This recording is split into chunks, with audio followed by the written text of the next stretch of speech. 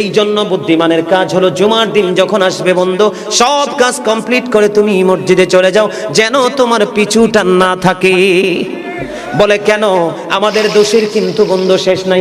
জুমার দিনে মুসল্লিরা যায় সবার পরে এবং বের হয়, ইমাম সাহেব যখন ডানে বামে সালাম ফেরায়, মনে হয় যেন বন্ধু বিশ্বযুদ্ধ শুরু হয়ে গেছে, কার আগে কে রে বার হয়ে যাবে।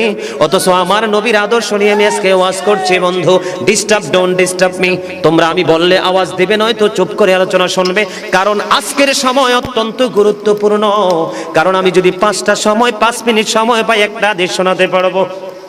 হয়তো বা এই একটা হাদিসে আপনাদের কারো না কারো হৃদয়ে ছুঁয়ে যেতে পারে, আর এটাই আপনার জীবনের জন্য হেদায়েতের জন্য যথেষ্ট হতে পারে।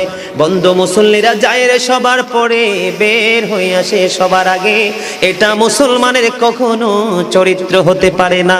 তাকওয়া সম্পূর্ণ ব্যক্তির আদর্শ কখনো হতে পারে না। হাদিস শরীফ খুলে দেখি বন্ধু, আমার নবী বলেছেন, রে আমার উম্মত, জুমার দিন সাইয়্যিদুল আইয়াম, সব দিনের চাইতে শ্রেষ্ঠ।